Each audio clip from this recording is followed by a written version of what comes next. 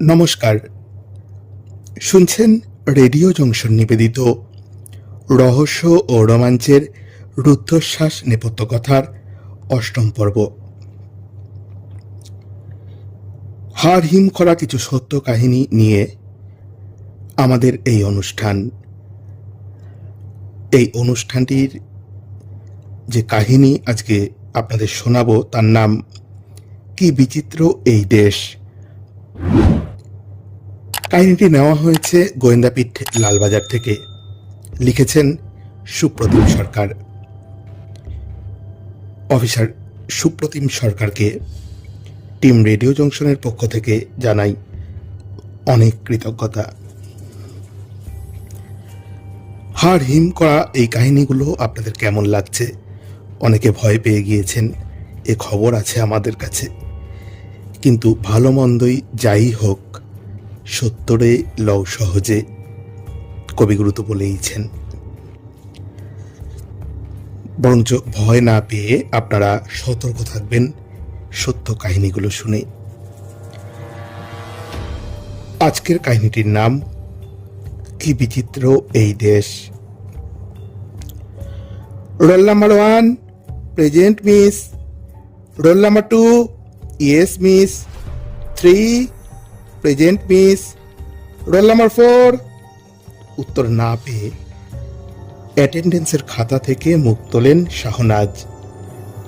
রিপন স্ট্রিটের progressive day স্কুলের class 1-এর teacher. Harun কোথায়? আসেনি? না মিস, অ্যাবসেন্ট। ওকে, রোল নাম্বার 5। রোল কল চলতে থাকে। 6, 7, 8। আমাদের হাওড়া শিয়ালদায় যেমন অষ্টপ্রহর ঠিক ঠিক জনস্রোত, এখানেও তাই। একই ছবি মোটামুটি। কাঁধে বাক্স প্যাঁটরা নিয়ে কুলিদের ব্যস্ত সমস্ত যাতায়াত, এক প্ল্যাটফর্ম থেকে অন্যতে, ক্লান্তিহীন। হিন্দি ইংরেজিতে ট্রেনের ঘোষণা মিনিটে মিনিটে, পাল্লা দিয়ে ইঞ্জিনের ধোঁয়ার কুণ্ডলি, আওয়াজের গজরানি। এক একটা ট্রেন থামছে, উগড়ে দিচ্ছে মানুষের দঙ্গল। এক একটা ছাড়ছে টইটুম্বুর যাত্রী দল সমেত।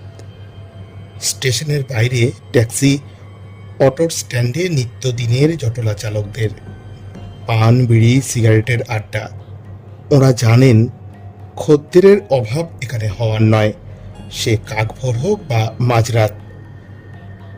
নির্জনতার প্রবেশ নিষেধ এ তল্লাটে। বেরিলি জংশন দিল্লি থেকে প্রায় 250 কিলোমিটার দূরের স্টেশন। উত্তরপ্রদেশের 5টি ব্যস্ততম স্টেশনের তালিকা বানাতে বসলে বেরিলির অন্তর্ভুক্তি অবধারিত। এখান থেকে দেশের বিভিন্ন প্রান্তে রোজ ছোটে দূরপাল্লার ট্রেন। সঙ্গে যোগ করুন যাত্রী বোঝাই লোকাল ট্রেনের দৈনন্দিন ঝিকঝিক আর যথেষ্ট সংখ্যায় পণ্যবাহী গাড়ির প্রাত্যহিক আসা যাওয়া। Bareilly GRP, government railway police. থানাকেও সশস্ত্র থাকতে হয় 24 ঘন্টাই। দিনে গড়ে 10টা মিসিং ডায়েরি হবেই। বাচ্চাদের অনেকেই দলছুট হয়ে যায় রোজ। কপাল নেহাত খারাপ না হলে পাওয়া যায় খোঁজাখুঁজির পর। আর বড় স্টেশন মানেই কে না জানে পকেটমারদের যৌবনের উপবন, বার্ধক্যের বারাণসী। বেরিলিও ব্যতিক্রম নয়। সকাল সন্ধে মিলিয়ে পকেটমারির অভিযোগ জমা পড়ে ডজন ডজন। রাত বাড়লে সাইডিংয়ের আধো অন্ধকারে মদ জুয়ার মৎস্যপ্ত রোজকার উপদ্রব।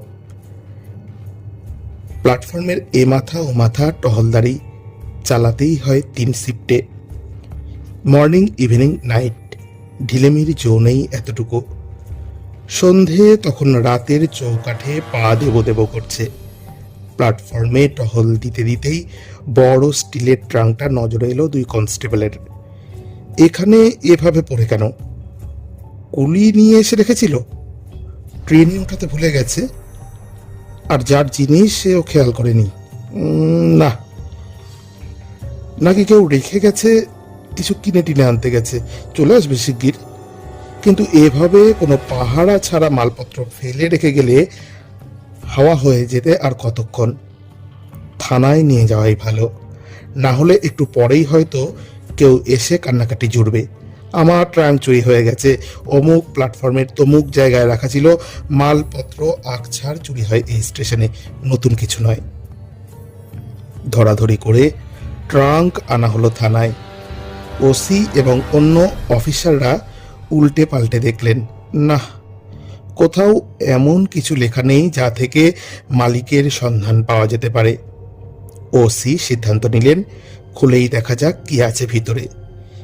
জিনিসপত্র থেকে যদি সন্ধান মেলে মালিকের, তালা ভাঙা হলো এবং ট্রাঙ্কের ভিতরের দৃশ্যে আঁতকে উঠলেন বেরেলি জিআরপি থানার কর্মী অফিসাররা, যারা লাশ দেখে অভ্যস্ত এবং হঠাৎ মৃতদেহ দেখে যাঁদের বিচলিত হওয়ার কারণ নেই কোনো। হারুন রশিদ হত্যা মামলা, পার্ক স্ট্রিট থানা, কেস নম্বর 539, তারিখ 15/8/1994, ধারা 364/302/201/34 আইপিসি।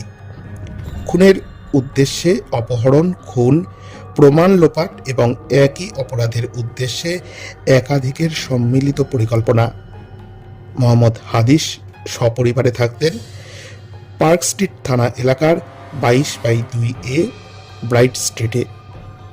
আদিবাড়ি বিহারের গয়া জেলায়। চাকরির সন্ধানে 8-এর দশকের মাঝামাঝি চলে আসেন কলকাতায়।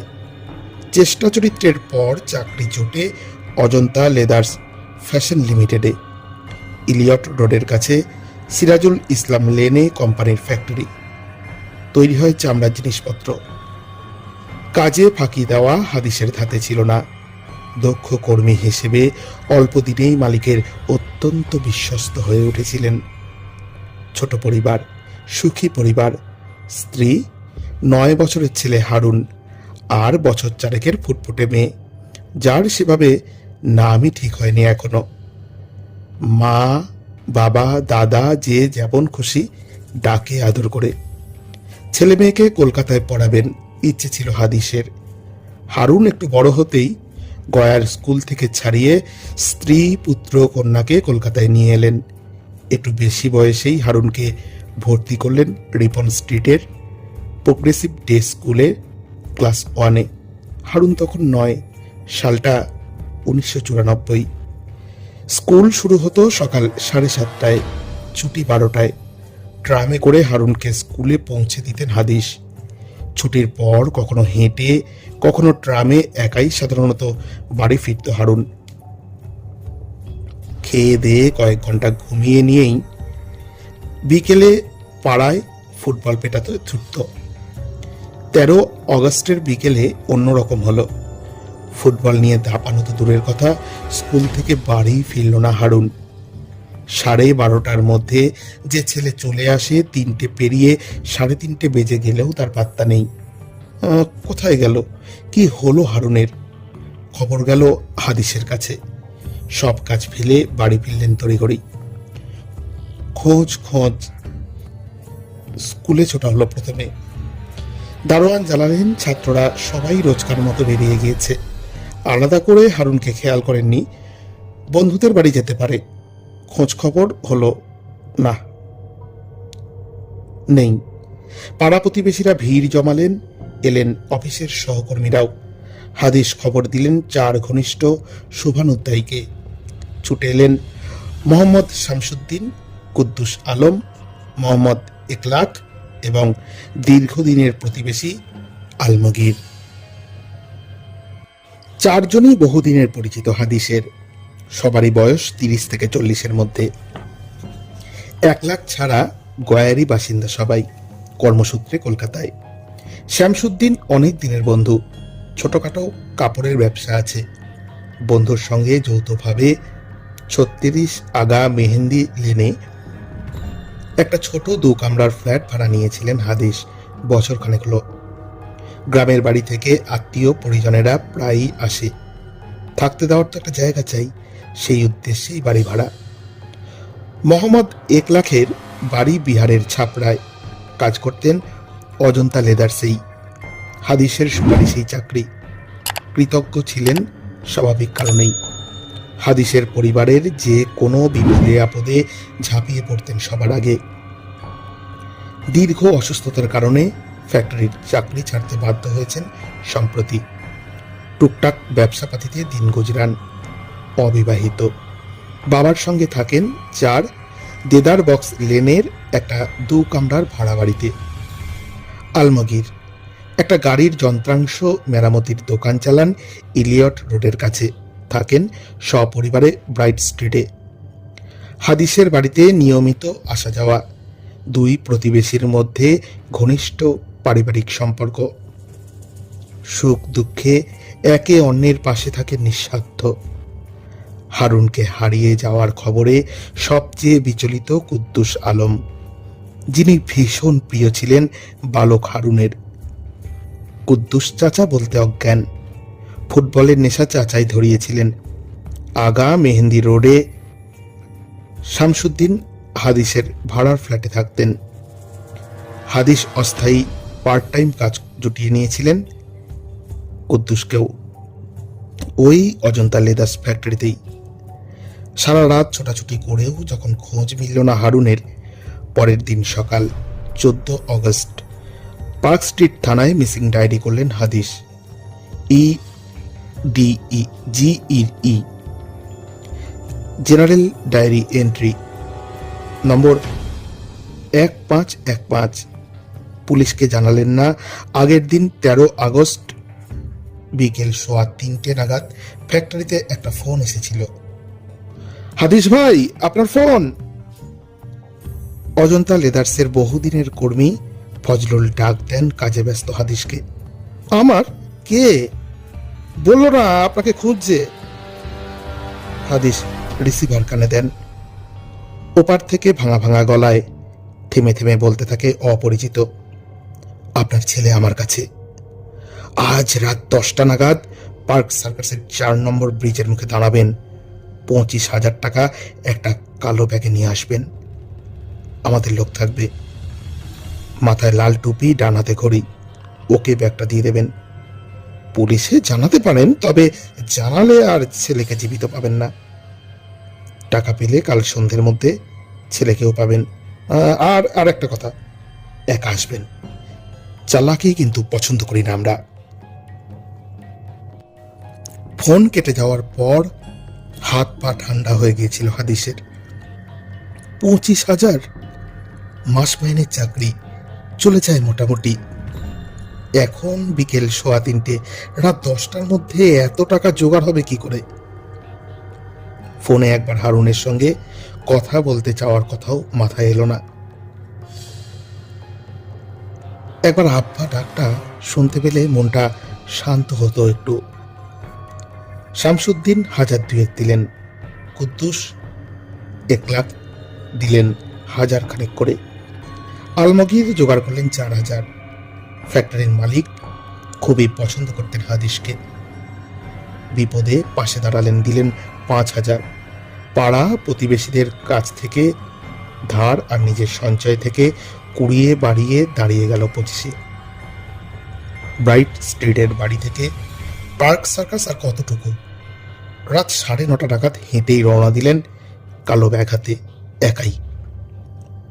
10:15 বাজল, ক্রমে 10:30। অপেক্ষা করতে করতে একসময় ঘড়ির কাঁটা 10কে অগ্রাহ্য করে 11 ছুঁল। কোথায় সেই মাথায় লাল টুপি, ডান হাতে ঘড়ি? 11:30 অবধি ধৈর্য ধরেও যখন কেউ এলো না, এক রাশ উদ্বেগ, আশঙ্কা, দুশ্চিন্তা নিয়ে বাড়ির দিকে হাঁটা দিলেন হাদিস। মাথা কাজ করছে না আর। কোথায় গেল ছেলেটা? কারা কিডন্যাপ করলো? কেন? বাড়িতে ইতিমধ্যেই অবস্থা সঙ্গীন। স্ত্রী নাওয়া খাওয়া প্রায় বন্ধই করে দিয়েছে। মেয়ে বারবার জানতে চাইছে দাদার কথা। কি করবেন এখন? আত্মীয় স্বজন, পাড়া প্রতিবেশী সবাই গতকাল থেকে একটা কাটার রেকর্ড বাজিয়ে চলছে। সব ঠিক হয়ে যাবে। ভালো লাগছে না শুনতে। কি ঠিক হয়ে যাবে? হারুনকে ফিরে না পেলে কিভাবে ঠিক হয়ে যাবে সব? যার যায় তারই যায়। অন্যরা কি করে বুঝবে? হারুনের মুখটা মনে পড়লেই ডাক ছেড়ে কাঁদতে ইচ্ছে করছে। কোথায় আছে, কেমন আছে ছেলেটা, কে জানে। পুলিশে জানানো দরকার এবার। মুক্তিপণ চেয়ে ফোনের কথাটা বলবো, নাকি আপাতত মিসিং ডায়েরি করে রেখে অপেক্ষা করা উচিত পরের ফোনের? কিডন্যাপাররা হয়তো আজ ইচ্ছে করেই টাকাটা নিল না, দূর থেকে নজর রাখছিল। না, আর একদিন দেখি। পুলিশকে বললে যদি জানতে পেরে যায় ওরা, মেরে ফেলে হারুনকে। আর ভাবতে পারেন না হাদিস। মুক্তিপণের ফোনের ব্যাপারে চেপে যাওয়া হলো 14 তারিখ সকালের মিসিং ডায়েরিতে।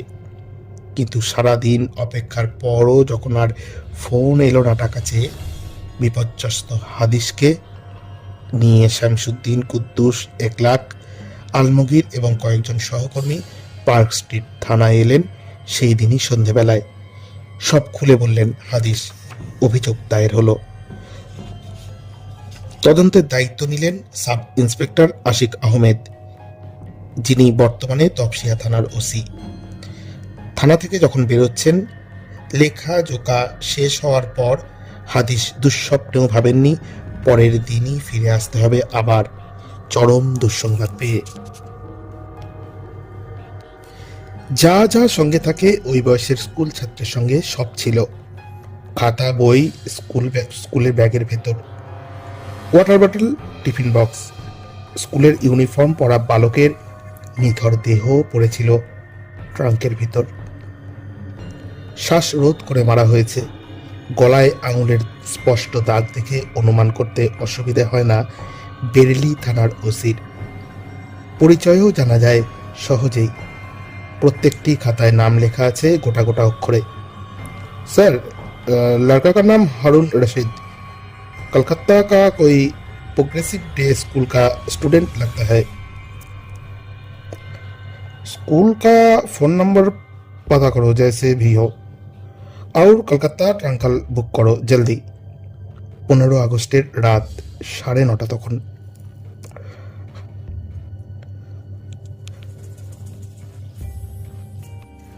রাত 11:15 যখন বেরিলি থেকে ফোন এলো হারুনের স্কুলে, ধরার লোক বলতে শুধু একজন, দারোয়ান, যিনি ঘুম চোখে ফোন তুললেন এবং খবর শুনে সঙ্গে সঙ্গে জানালেন প্রিন্সিপালকে, যিনি এক মুহূর্ত দেরি না করে খবর দিলেন হাদিসকে। বন্ধু বান্ধব, আত্মীয় স্বজন নিয়ে হাদিস চলেন থানায়। পার্ক স্ট্রিট থানার তৎকালীন ওসি ব্যোমকেশ ব্যানার্জি ট্রাঙ্ক কলে কথা বললেন বেরিলি জিআরপির ওসির সঙ্গে। সিদ্ধান্ত হলো যত তাড়াতাড়ি সম্ভব হাদিসকে নিয়ে পার্ক স্ট্রিট থানার একটা দল রওনা দেবে বেরিলিতে। অজন্তা লেদার্স ফ্যাক্টরির মালিক খবর পেয়ে মাঝরাতেই চলে এসেছিলেন থানায়। বললেন হাদিসের প্লেন ভাড়া তিনি দেবেন। সকালের ফ্লাইটে দিল্লি পৌঁছে সেখান থেকে গাড়িতে বেরিলি বিকেলের মধ্যে পৌঁছে যাওয়া যাবে। সাত তাড়াতাড়ি টিকিট জোগাড়ে সাহায্য করল থানা। প্লেনেই যাওয়া হলো 16 আগস্টের ভোরে। হাদিসের সঙ্গে শামসুদ্দিন ছাড়াও গেলেন আলমগীর। হাদিসের স্ত্রী ততক্ষণে শয্যা নিয়েছেন। অসংলগ্ন কথা বলতে শুরু করেছেন। সামলানোর জন্য কলকাতা থেকে গেলেন কুদ্দুস আর একলাখ। বেরিলি পৌঁছতে 16 আগস্ট বিকেল হয়ে গেল। ছেলের দেহ শনাক্ত করলেন হাদিস এবং করেই সংজ্ঞাহীন হয়ে পড়লেন। পোস্টমর্টেম বেরিলিতেই হলো। যেমন ভাবা গিয়েছিল, শ্বাসরোধ করেই মারা হয়েছে হারুনকে। শরীরের অন্য কোথাও কোনো ক্ষতচিহ্ন ছিল না। দিনে দুপুরে একটা বাচ্চা ছেলেকে কিডন্যাপ করলো কে বা কারা, এবং দেহ পাওয়া গেল কয়েক হাজার কিলোমিটার দূরের বেরিলি স্টেশনে ট্রাঙ্ক বন্দি অবস্থায়। এমনটা কখনো ঘটেনি কলকাতা পুলিশের ইতিহাসে। কিন্তু কারা ঘটালো?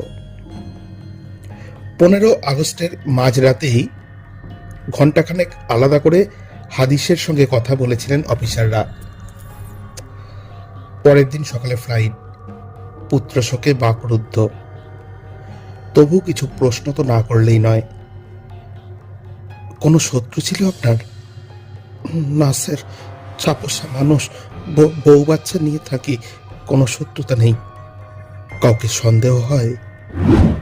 না স্যার। হারুনকে কেন মারলো স্যার? ও তো কোনো ক্ষতি করেনি কারো। আমার সব তালগোল পাকিয়ে যাচ্ছে। কাউকে সন্দেহ হয় না, কাকে সন্দেহ করব? আচ্ছা, বডি কি সত্যি হারুনের? কোথাও কোনো ভুল হচ্ছে না তো? একমাত্র ছেলের মৃতদেহ পাওয়া গিয়েছে ট্রাঙ্কে, সুদূর উত্তরপ্রদেশে। মাথা কাজ না করাই কথা। এই মানসিক অবস্থায় কিছু জানতে চাওয়া এবং ঠিকঠাক উত্তরের প্রত্যাশা করাটাই অনুচিত। হাদিসকে বাড়ি ছেড়ে দিয়ে আসেন তদন্তকারী অফিসার আশিক। থানায় ফেরার পথে মাথায় পাক খেতে থাকে একাধিক সম্ভাবনা। প্রথম প্রশ্ন, কিডন্যাপ যে বা যারা করেছে সে বা তারা মুক্তিপণের টাকা নিতে এলো না কেন পার্ক সার্কাসের 4 নম্বর ব্রিজের কাছে? টাকা না পেয়ে মেরে দিল? এমন তো হওয়ার কথা নয়। প্রশ্ন নম্বর 2, 25,000 টাকার জন্য অপহরণ এবং খুন। পেশাদার গ্যাং খোঁজখবর নিয়ে কাজে নামে। যার থেকে মুক্তিপণ চাইব তার সেটা দেওয়ার মতো সামর্থ্য আছে কিনা সেটা নিশ্চিত জেনে নেয় আগে ভাগে খোঁজখবর করে। হাদিস সামান্য চাকুরে, মাস গেলে সাকুলে মাইনে 1,000 তিনি কোত্থেকে 25,000 দেবেন? এক কথায় ন্যূনতম হোমওয়ার্ক করলো না অপহরণকারীরা? 3, মোটিভটা কি? টাকা যে নয় বোঝাই যাচ্ছে। হাদিস অল্পক্ষণের জেরায় বলেছেন কোনো শত্রু নেই। তাহলে বেরিলি থেকে ফিরুন, তারপর হাদিসকে আরো একবার বিস্তারিত জিজ্ঞাসাবাদ না করলেই নয়। পারিবারিক কোনো ঝামেলা নয়, হয়তো আবার ঝামেলাও, যার উৎস আদেও কলকাতাতেই নয়, গয়ার বাড়িতে বা অন্য কোথাও। ফ্যাক্টরিতে কোনো গোলমাল? 4, মৃতদেহ বেরিলি স্টেশনে পৌঁছলো কি করে? এত জায়গা থাকতে বেরিলি কেন? দেহ লোপাটের অনেক জায়গা আছে শহরে বা তার কাছে পিঠে। হারুন স্কুল থেকে 13 তারিখ বেরিয়েছিল ছুটির পর, আর বাড়ি ফেরেনি। বডি পাওয়া গিয়েছে 15 তারিখ রাতের দিকে বেরিলি স্টেশনে। অপহরণের পর হারুনকে নিয়ে ট্রেনে করে বেরিলি রওনা দিয়েছিল কিডন্যাপাররা। সত্যি কি তাই? খুনটা কি ট্রেনে হয়েছিল? 5, দিনের বেলা রিপন স্ট্রিটের মতো জনবসতিপূর্ণ এলাকায় একটা ছেলেকে কে বা কারা তুলে নিয়ে গেল? কেউ দেখলো না? অস্বাভাবিক নয়। তাহলে কি পরিচিত কেউ যুক্ত? কাল প্রথম কাজ স্কুলে যাওয়া, হারুনের ক্লাসে এবং অন্য ছাত্রদের কাছে জানতে চাওয়া কেউ কিছু দেখেছিল? দারোয়ান বা অন্য কর্মীদের জিজ্ঞাসাবাদ প্রয়োজন। 6, পুরনো ক্রাইম রেকর্ড আজই ঘাঁটতে হবে, প্রয়োজনে রাত জেগে। শহরে গত 5 বছরে কতগুলো কিডন্যাপিং হয়েছে, কেসগুলোর সমাধান হয়েছে কিনা, হলে অভিযুক্তরা এখন কোথায়, জেলে না জামিনে বাইরে, খোঁজ নিতে হবে। পুরনো কিডন্যাপারদের ছবি জোগাড় করতে হবে ডিটেকটিভ ডিপার্টমেন্টের CRS ক্রাইম রেকর্ড সেকশন থেকে। 7, নতুন কোনো গ্যাং? কিডন্যাপিং ছিঁচকে অপরাধীর কর্ম নয়, সাধারণত পেশাদার এবং পোড় খাওয়া গ্যাংই করে থাকে। 25,000-এর জন্য একটা বাচ্চাকে তুলে নিয়ে গিয়ে মেরে দেওয়া, না, হিসেব মিলছে না। একেবারে আনকোড়া কোনো চক্র হলে অবশ্য অন্য কথা। 25,000 খুব বেশি টাকা নয় হয়তো, কিন্তু নেহাত কমও না, বিশেষ করে যদি কোনো বেপরোয়া উঠতি গ্যাং হয়। 8, ঘুরে ফিরে আটকে যাওয়া সেই প্রথম প্রশ্নেই, যে বা যারাই কাজটা করুক, টাকা তো হাতে আসেইনি, তার আগেই মেরে দিল। টাকা হাতে পাওয়ার পর মেরে ফেলার ঘটনা আছে। অপহৃতের পক্ষে যাতে পরে কিডন্যাপারদের চিনিয়ে দেওয়ার সুযোগ না থাকে, অনেক গ্যাং টাকা পাওয়ার পর খুন করে সেই সম্ভাবনাটুকু নির্মূল করে দেয়। কিন্তু এক্ষেত্রে তো সেই থিওরিও খাটছে না। তাহলে 9, বাবা মাকে বাদ দিলে হারুনের সবচেয়ে কাছের মানুষ ছিল কুদ্দুস। হারুনের সঙ্গে রোজই ফুটবল মাঠে অনেকটা সময় কাটাতো কুদ্দুস। গল্প গুজব করত। হারুনের ব্যাপারে কুদ্দুসের সঙ্গে কালই কথা বলা দরকার। কে সবচেয়ে কাছের বন্ধু ছিল, কি খেতে ভালোবাসতো, অন্য পছন্দ অপছন্দ ইত্যাদি জানা জরুরি। যেমন দরকার শামসুদ্দিন আলমগীর এবং 1,00,000কেও জিজ্ঞাসাবাদের। ওরাও ঘনিষ্ঠ ছিলেন হাদিসের। পরিবারের সম্পর্কে গুরুত্বপূর্ণ তথ্য পাওয়া যেতে পারে এবং শোক সামলে কিছুটা ধাতস্থ হলে হাদিসের স্ত্রীর সঙ্গেও কথা বলা দরকার। বাইরে থেকে আর কতটুকুই বা বোঝা যায়, কে বলতে পারে? ঘুমের মোটিভ হয়তো আদেও মুক্তিপণ নয়, অজানা অভাবিত কিছু। 16 আগস্ট 1994, সোমবার সকাল 7:45। সপ্তাহের প্রথম কাজের দিনে আড়মোড়া ভাঙছে শহর। ফার্স্ট পিরিয়ড চলছে প্রোগ্রেসিভ ডে স্কুলে। আশিক পৌঁছলেন জনা দুয়েক অফিসারকে নিয়ে। ডেকে নিয়েছেন কুদ্দুসকেও। প্রিন্সিপালের সঙ্গে প্রাথমিক আলোচনা সেরে জেনে নিলেন সবটা আশিক। ঘটনা কথা এখনো কাগজে বেরোয়নি, তবে আজকের মধ্যে জানাজানি হবেই। কাল ফলাও করে বেরোবেই 9 বছরের স্কুল ছাত্রের অপহরণ এবং খুনের খবর। তার আগে ছাত্রদের কিছু না জানাতে অনুরোধ করলেন স্কুল কর্তৃপক্ষ। স্কুলের শিক্ষক অশিক্ষক সমস্ত কর্মীদের তালিকা প্রয়োজন। আর ক্লাস 1-এর ছাত্রদের সঙ্গে একবার কথা বলা দরকার। কখন সম্ভব? এখনই চলুন, তবে বাচ্চারা যাতে ভয় না পেয়ে যায় সেটা একটু দেখবেন প্লিজ। শিওর। ক্লাসে ঢুকেই আশিক বুঝতে পারেন বোকার মতো কাজ করে ফেলেছেন। ইউনিফর্ম পরে আসা ঠিক হয়নি, সিভিল ড্রেসে আসা উচিত ছিল। ক্লাস 1, কতই বা বয়স ওদের।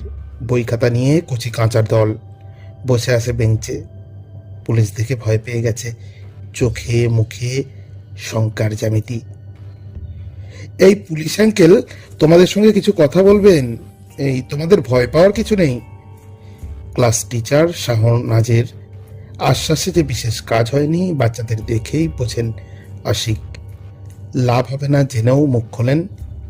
এসেই যখন পড়েছেন। হারুন তোমাদের বন্ধু আজকেও অ্যাবসেন্ট। ও বোধহয় দুষ্টুমি করে বাড়িতে না বলে অন্য কোথাও একটু লুকিয়ে রয়েছে। ওর মা বাবা খুব চিন্তা করছেন। লাস্ট ফ্রাইডে যখন ছুটি হয়েছিল তোমরা কি কেউ ওর সঙ্গে বেরিয়েছিলে? Pin drop silence. আচ্ছা, কেউ বলতে পারবে মনে করে স্কুল থেকে বেরোনোর পর হারুন কোন দিকে গিয়েছিল? তোমরা কেউ ছিলে সঙ্গে? বাচ্চারা স্পিকটি নট। আশিক বেরিয়ে আসেন। না, এভাবে হবে না। কাল পরশু অন্য অফিসারকে সিভিল ড্রেসে পাঠিয়ে টিফিন টাইমে কয়েকজন বাচ্চার সঙ্গে আলাপ জমাতে হবে। ব্রাইট স্ট্রিটের আশেপাশে, মানে হারুনের বাড়ির কাছাকাছি স্কুলের অন্য কোনো ছাত্রের বাড়ি, সেটা বার করতে হবে স্কুলের রেজিস্টার থেকে। ওদের সঙ্গে কথা বলা দরকার। প্রিন্সিপালের ঘরে ফিরে আসা হলো। রয়েছেন আরও 2-3 জন সিনিয়র টিচার। ছাত্রদের নিরাপত্তা নিয়ে নতুন করে ভাবনা চিন্তা করার প্রয়োজন। অভিভাবকদের ছাড়া ছুটির পর বাচ্চাদের বেরোতে দেওয়া না দেওয়া নিয়ে নতুন করে নিয়ম চালু করার সময় হয়েছে। এইসব আলোচনা চলছে টুকটাক। কথাবার্তায় ছেদ পড়ে শাহনাজের আওয়াজে। স্যার স্যার একটা কথা ছিল। প্রিন্সিপাল তাকান। শাহনাজের পাশেই একটু ভীত সন্ত্রস্ত মুখে দাঁড়িয়ে এক ছাত্র। স্যার, সাব্বির, হারুনের ক্লাসমেট, কিছু বলতে চায় মিস্টার আশিককে।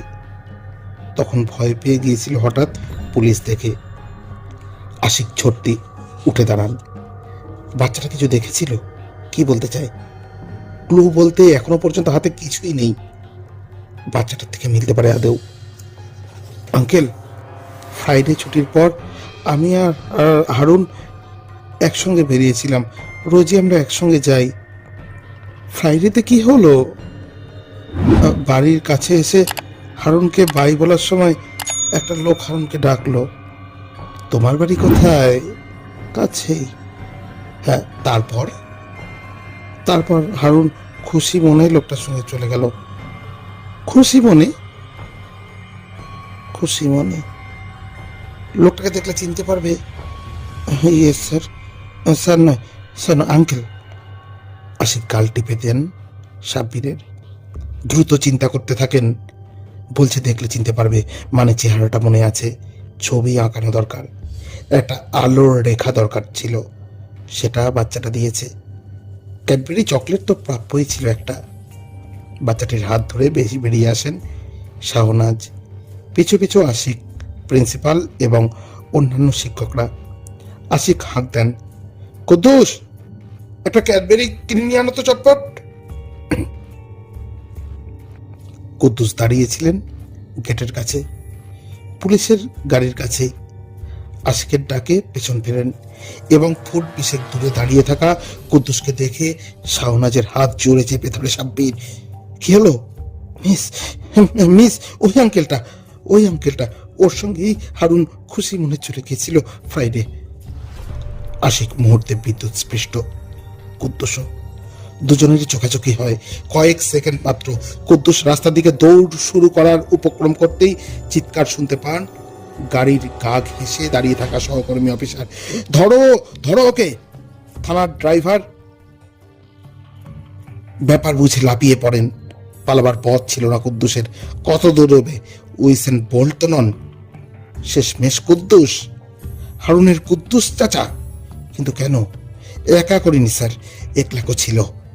প্রাক্সির থানার ওসির চেম্বারে হাঁটুতে মুখ গুজে বসে থাকা কুদ্দুসের মুখ থেকে অস্ফুট বেরোয় কথাগুলো। সঙ্গে সঙ্গে থানার গাড়ি স্টার্ট দেয় দেদার বক্স লেনে, 1 লাখের ঠিকানায়। কেন করলি, কেন করলি ওইটুকু বাচ্চাকে খুন? কুদ্দুসের জবানবন্দিতে খুলতে থাকে রহস্যের চট এবং মোটিভের বৃত্তান্ত শুনে তাজ্জব হয়ে যান অফিসাররা। এত তুচ্ছ কারণে 9 বছরের একটা ছেলেকে এভাবেও মেরে ফেলা যায়? হাতিশ ভাইয়ের জন্যই আমি আর 1 লাখ একটা চাকরি পেয়েছিলাম। শামসুদ্দিন ভাই আমার আর 1 লাখ দুজনেরই দূর সম্পর্কের আত্মীয় হন। হাদিস খুব মানত শামসুদ্দিন ভাইয়ের কথা। উনি অনুরোধ করে ফেলতে পারেনি। মালিককে অনেক বলে কয়ে আমাদের চাকরিটা পাইয়ে দিয়েছিল হাদিস ভাই। বেশ, তা সেই হাদিসের ছেলেকেই খুন করে কি ঋণ শোধ করলি? ফের 2 হাতে মুখ ঢাকে কুদ্দুস। মাথায় শয়তান ভর করছিল স্যার। আমি চাইনি এর মধ্যে থাকতে, 1 লাখের কথাতে করে ফেলেছি। ওটা তুই আগে ধরা পড়েছিস বলে বলছিস? 1 লাখ আগে ধরা পড়লে বলতো, তোর কথাতেও ও করেছে। দেখা আছে ওসব। মারলি কেন বল, বল, এই বল, বাচ্চাটাকে কেন মারলি? চাকরি পাওয়ার পর হাতে কিছু পয়সা আসতো স্যার মাস গেলে, সেটা তো ওর থেকে চেয়ে চিনতে চালাতে হতো। আমি আর 1 লাখ প্রায় রোজই মদ খেতাম চাকরি জোটার পর। কাজে যেতে দেরি হয়ে যেত প্রায়। একদিন সুপারভাইজার খুব বকাবকি করলো, কাজে ফাঁকি দেওয়ার জন্য নোটিশ ধরালো। আমরা দুজন শামসুদ্দিন ভাইকে বললাম হাদিস ভাইকে বলতে। হাদিস ভাই মালিককে বোঝালো আর একবার সে সুযোগ দিতে। মালিক অন্ধের মতো ভালোবাসতেন হাদিস ভাইকে। সুযোগ দিলেন, চাকরিটা বেঁচে গেল। তারপর কিছুদিন আমরা মন দিয়ে কাজ করলাম স্যার। তারপর আবার জেগে সেই 1 লাখ শরীরের ওপর এত অত্যাচার করতে যে অসুস্থই হয়ে পড়ল। ফিরে গেল ছাত্রার বাড়িতে। প্রায় 6 মাস পরে ফিরল। এই মাসখানেক আগে ফ্যাক্টরিতে গেল। মালিক বলল আর কাজে নেবে না। 1 লাখ কাজের মধ্যেই মদ খেত। হাদিস ভাই অনেক বারণ করা সত্ত্বেও শুনতো না। মালিক কিছুতেই আর কাজে নিল না।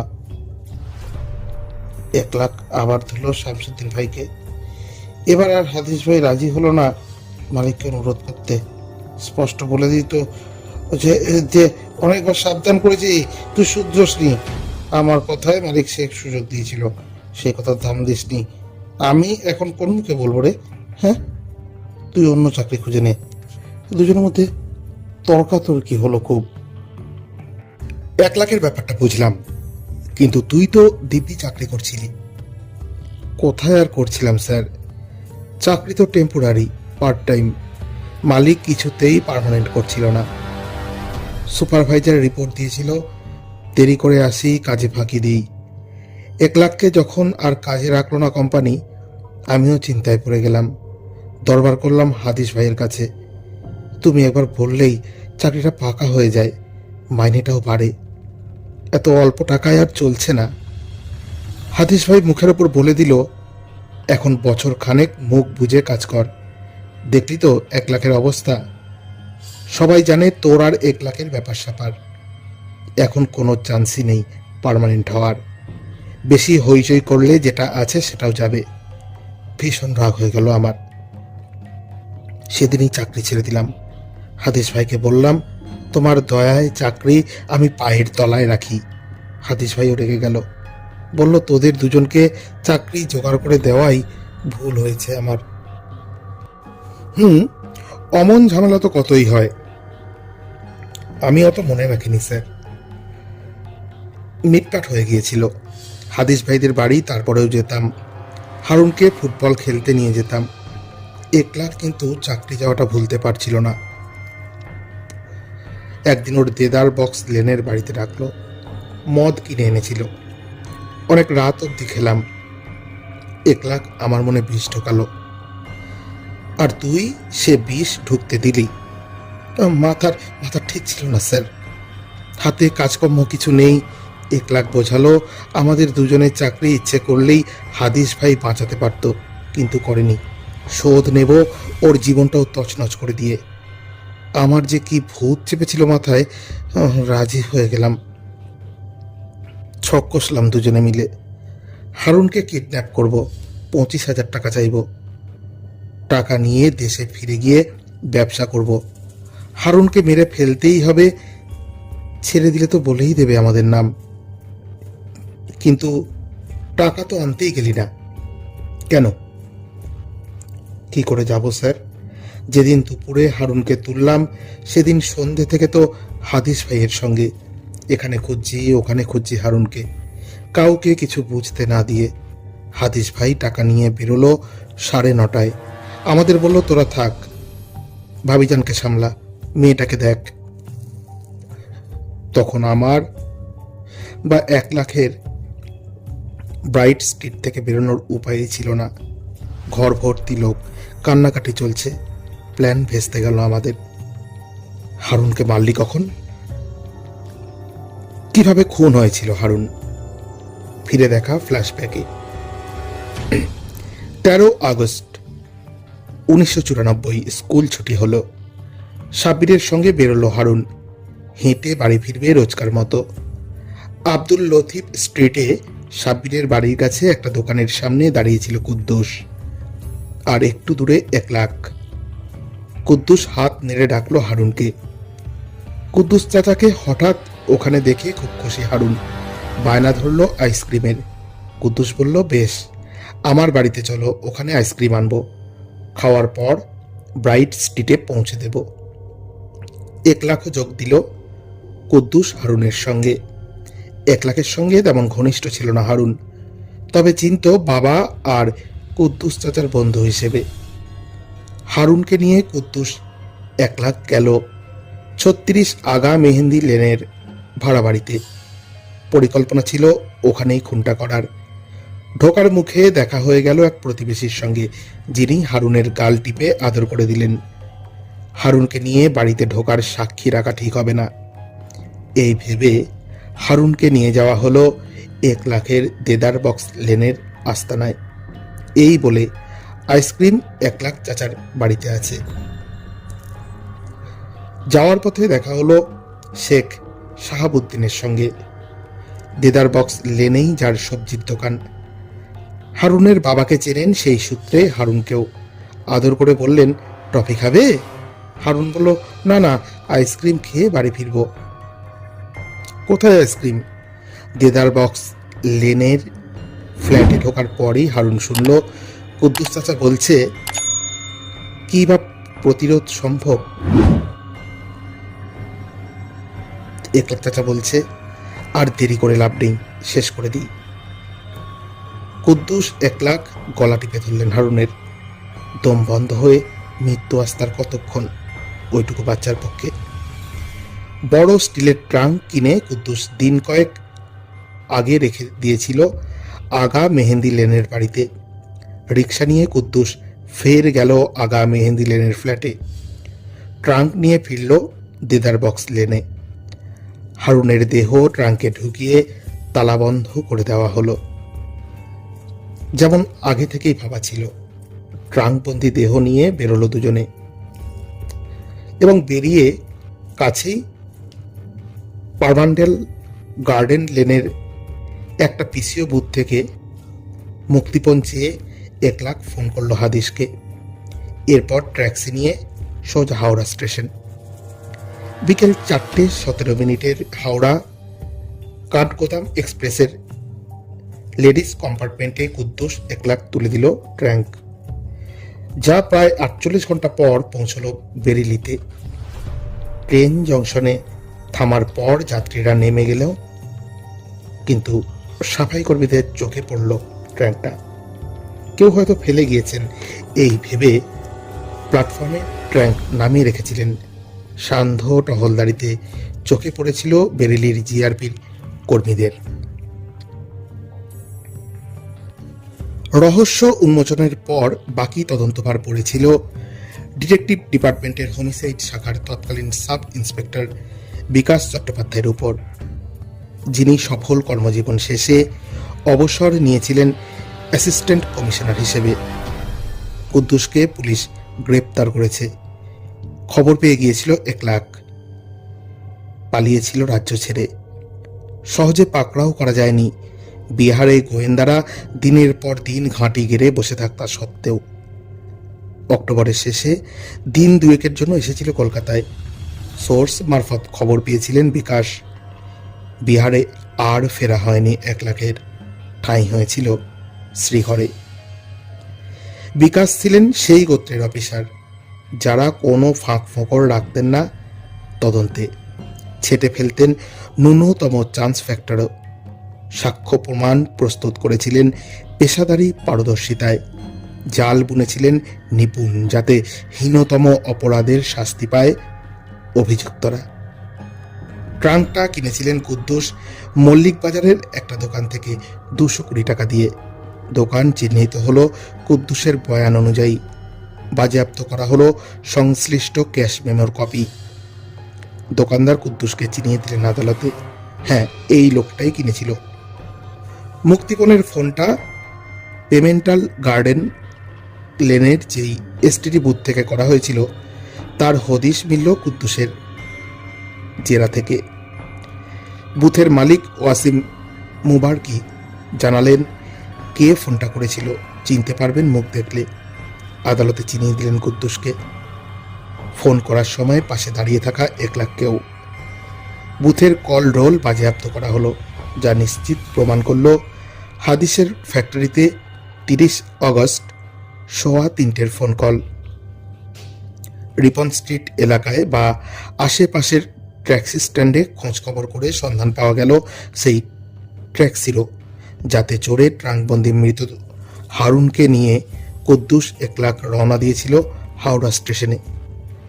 WB 04/2052 এর ড্রাইভার মোহাম্মদ আকবর সাক্ষ্য দিলেন আদালতে।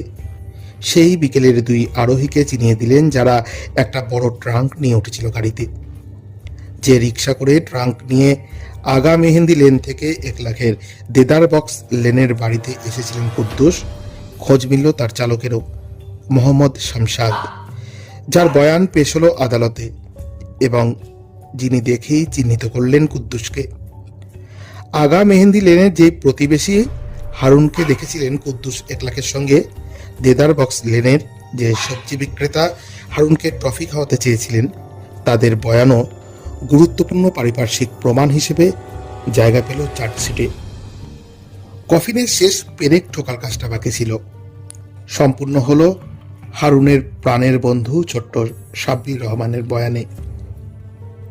একসঙ্গে স্কুল ছুটির পর বেরোনো, কুদ্দুসকে ডেকে নেওয়া, হারুনকে আর হারুনের খুশি মনে চলে যাওয়া। শনাক্তকরণের মুহূর্তের জন্য দ্বিধাগ্রস্ত দেখায়নি সাব্বিরকে। সোজা আঙুল দেখিয়েছিল কুদ্দুসের দিকে। হ্যাঁ, এই আঙ্কেলটাই।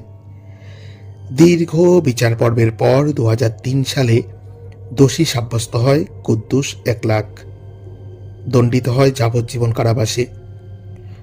উচ্চ আদালতে মুক্তির আবেদন অগ্রাহ্য হয়। দ্য মার্ডার রুম অন্যতম সেরা উপন্যাস ফিলিস ডরোথি জেমসের, যে প্রখ্যাত ব্রিটিশ গোয়েন্দা কাহিনী লেখিকা পিডি জেমস নামেই পরিচিত পাঠকদের কাছে। উপন্যাসটিতে লিখেছিলেন, all the movies for murder are covered by 4 LS: love, lust, Louis and loathing. ঠিকই, খুনের নেপথ্যে ওই 4টে কারণই থাকে শেষ বিচারে।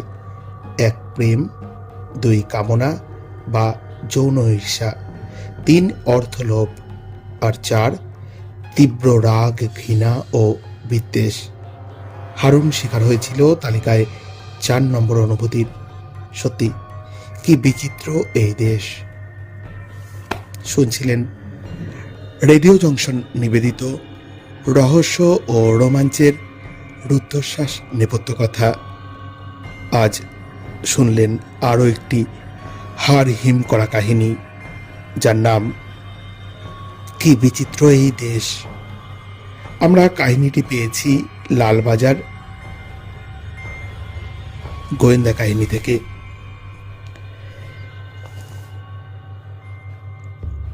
বইটির নাম গোয়েন্দাপীঠ লালবাজার। লেখক সুপ্রতিম সরকার। সুপ্রতিম সরকারের প্রতি আমাদের অনেক অনেক কৃতজ্ঞতা জ্ঞাপন করি। এই সত্য কাহিনীগুলি আপনাদের শুনতে কেমন লাগছে সেটি ইউটিউব কমেন্ট বক্সে অবশ্যই জানাবেন। যদি আমাদের এই অনুষ্ঠান আপনাদের ভালো লাগে, আমাদের ইউটিউব চ্যানেলটি সাবস্ক্রাইব করবেন। আজকের মতন এই পর্যন্তই। আবার আগামী সপ্তাহে হাড় হিম করা নতুন সত্য কাহিনী নিয়ে নতুন অনুষ্ঠান। ভালো থাকবেন সবাই।